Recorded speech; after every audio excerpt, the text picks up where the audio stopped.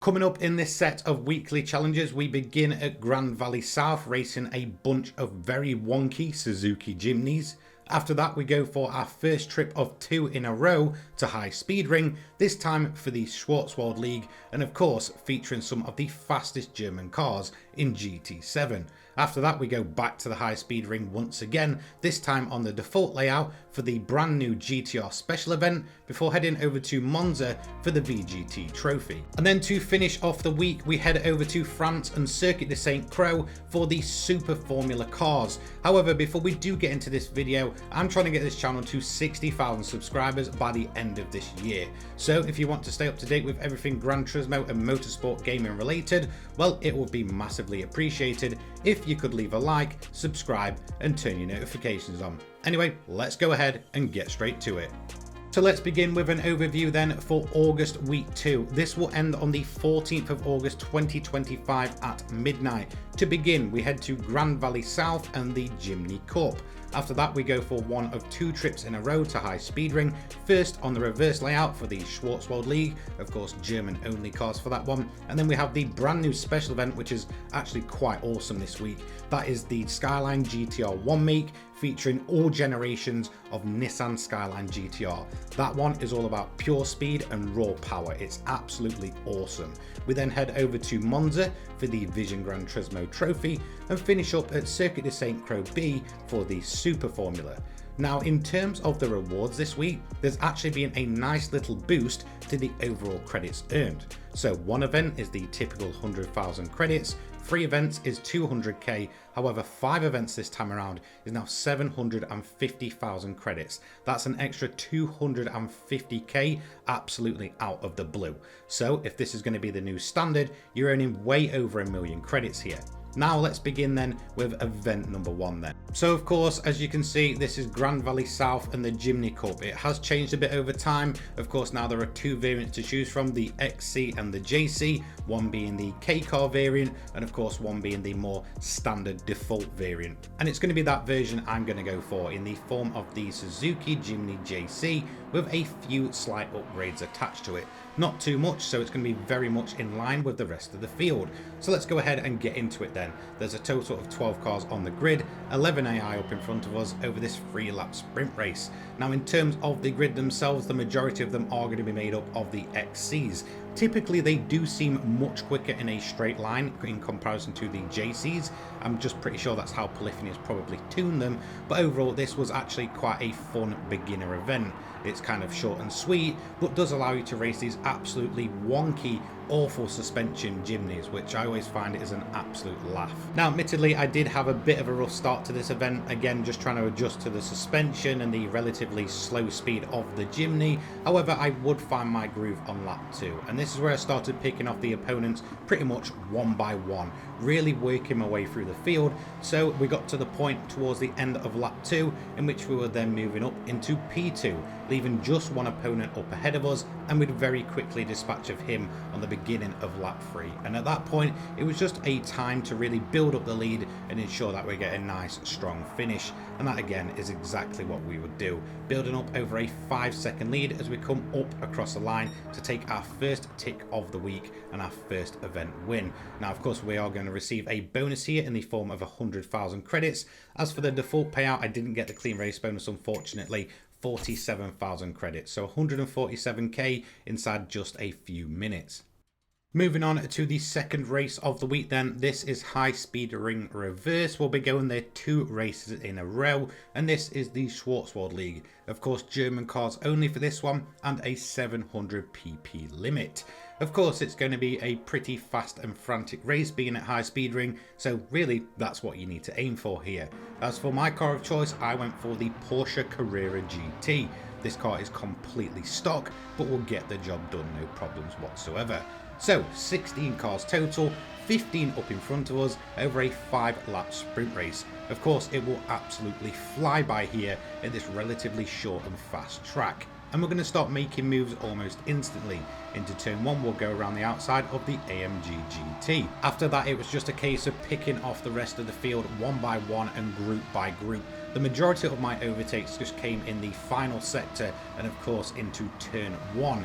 Admittedly, in the middle sector, I just wasn't that comfortable with the Carrera GT. It felt like it moved around far too much. It was way too aggressive putting the power down in those slower corners, but at least in terms of the rest of it, once the acceleration kicked in and the top speed kicked in, I was able to very comfortably get the overtakes done and chip away at that main lead time. So again, it was just a case of picking off the AI and working my way through the field. We didn't have to contest with any weather or any tyre wear, so it was just all about pure raw speed. So of course the final car up here would be the Audi R8 V10. This is the car that was kind of shown off for this event in many updates ago, and of course it will typically be in the lead. Eventually we would get the move done, just getting our elbows out, and at that point it was a case of building up a lead of just over 2 seconds as we cross the line for tick number 2. Now in terms of the payout for this one, there is no bonus reward and we didn't get the clean race bonus, so 65,000 credits here. So moving on then to event number 3 this week. This is the special event for this week, the Skyline GTR 1 make, of course aimed at every single generation of GTR badged vehicle, meaning that this has a lot of advantage of being incredibly replayable. Of course, once again, it takes place at High Speed Ring. So let's have a look at the finer details then. It's a 6-lap sprint race with a total of 10 cars on the grid, all made up of different specified vehicles, pretty much any of the Nissans with a GTR badge here. First place is 65k, second is 39k, and third is 26k. Now your main rival cars are going to be some highly modified GTRs, anything from R34s, R32s, and R33s. Now car restrictions, BOP is off, you must use a garage car, and car settings are allowed. As for race settings, there's no damage, and both penalty settings are set to off. So of course, as for this event, I would be using the brand new R34 Z Tune. This thing is an absolute rocket ship, and I have it upgraded to around about 900 brake horsepower. Again, the High Speed Ring, like the hints in the name there, it's all about top speed, and a lot of these GTRs are pushing out some incredible power. Now admittedly in its design it's very basic and very run-of-the-mill. It's a 6-lap sprint race, no tyres, no fuel, and of course no weather. However, one thing I do appreciate about this special event is that there's a chance there for a lot of replayability and a lot of challenge runs. Of course, it's aimed at every single generation of GTR badge vehicle, meaning that there's some absolute classics you could possibly go ahead and try and tackle it with, or even go for the entire lot and try and beat it with all of the different GTRs. Now, one thing I did find strange, that was in terms of the AI, the majority of them will only run cars from the R32 up to the R34. Anything before that just doesn't seem to appear here. I'm not quite sure why. Maybe it's that Polyphony couldn't make them competitive, but I'm sure the players can. But overall, a fairly enjoyable high-speed affair here, and of course we do take the win in the end, giving us the third tick of the week, 97,500 credits as default with a clean race bonus, a daily driving marathon of a 3-star, and of course the bonus on top of that of 200,000 credits. Now moving on to event 4 then. This is Monza and the Vision Gran Turismo Trophy. Now of course this is aimed at VGT vehicles only, and I believe the PP limit is 850. So not all of them are eligible, but there are a lot of good picks for this one. Now as for my car of choice, I went for something a little bit different. I went for the Audi VGT e-tron, so the electric variant, just because I love this throwback livery to of course the late great Ken Block. Now in terms of the event itself, a total grid of 16 cars, 15 AI over a 5-lap sprint race at Monza. It is mainly made for the very quick VGTs, and there's one that's going to stand out amongst the rest, that being the Genesis X. That thing is incredibly quick and will go and take a massive lead over the rest of the field. There's some other cars you may need to watch for, that being the Porsche VGTs, whether it's the Spider or the standard version, the Peugeot VGT and the Jaguar VGTs. Those are incredibly quick in a straight line and will definitely give you a good run for your money. But one thing is, they're not that great through the corners, which allowed my Audi to absolutely pounce on them and get past them with relative ease.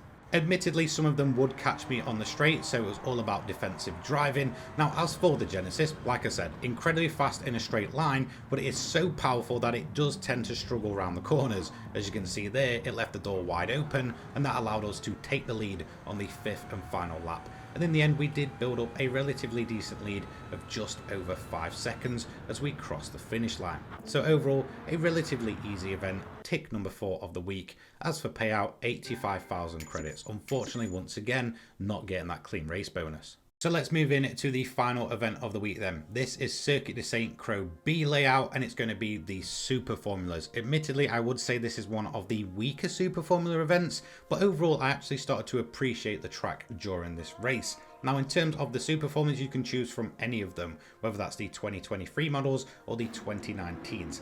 I went for the 2023 Toyota model here. Now in terms of the event itself, it is honestly relatively easy. All I did was just go ahead and put the car on mediums, and from there left the car in fuel mix 1. There was no need to change the fuel mix mode. You got plenty of fuel to the end, so don't limit yourself there. And when it comes to the other tyre compounds, I'd say the hards are probably too slow overall, and the softs will just wear out far too fast. The mediums are the perfect tyre here. You won't have to stop at all, and that is a great advantage over those cars that are running softs. Again, a lot of cars here are on mixed strategy. Now in terms of working your way through the grid, the majority of cars are going to be overtaken whilst driving on their own. However, there is a chance you might run into a grouping at times, so all you'll need to do is get in a slipstream, use overtake if you need to, and get it down the inside. That should get the job done. That's at least what worked for me on a very, very consistent basis without absolutely slapping into the back of them. Now, as for the rest of my race, it was going pretty well actually. In fact, we were moving through the grid much quicker than I originally thought we would. And by the end of lap 4, we were up in podium position contention. And then by the end of lap 5, we were up in the lead, overtaking the final 2 cars there with relative ease. Now things would only get better from there, as at the end of lap 7 and lap 8 you'll see a lot of the cars running softs will start to pit. This will allow you to build up the lead even more, as a lot of the cars behind them are running a slower compound of tyre, and we kept the mediums alive pretty well. We did eventually pick up a penalty on the 10th and final lap, which was honestly frustrating, and the end of the clean race bonus there, so we did have to serve that right before the finish line, but eventually we'll go up across the line with over 26 seconds in the lead there. So overall, a relatively easy final race. That's tick number 5 of the week, 160,000 credits without that clean race bonus, of course losing that due to the penalty, and the new 750,000 credit ticket. So let's go ahead and open up the rewards for the week then. Up first is our daily driving marathon, which is a 3-star roulette ticket. Of course, this is the worst you can get at collector level 50, which I am. Now there's a few cars on here, a couple of Teslas and one of the Toyotas. Unfortunately though, we're going to end up with 5,000 credits. You know, very, very typical of Gran Turismo to do this, the worst reward possible, and that's exactly what we're going to get. So we're going to go ahead and add that to the account. Of course, next up for completing one event is 100,000 credits. Again, not too bad for just a couple of minutes work. As for completing 3 of the events, it's 200,000 credits. Again, very, very typical, nothing out of the ordinary there. And of course, finally, the new 750,000 credit ticket for completing all 5 events. Not too bad in a relatively short overall time this week. So we're going to go ahead and add that to the account, taking our total upwards of 91.1 million credits. And anyway, that is it for this set of weekly challenges. Let me know what you think. I think there's some big credit rewards on offer here for very little of your time. Even the longest race here is just over 15 minutes long. So really you can get these done in very quick succession for a very decent prize overall. I just want to say a huge thank you to all of my channel members that are listed on screen now. Your continued support for this channel absolutely means the world to me, and a huge thank you to you guys watching at home. I hope you have a fantastic start to your weekend. Take care guys. Peace.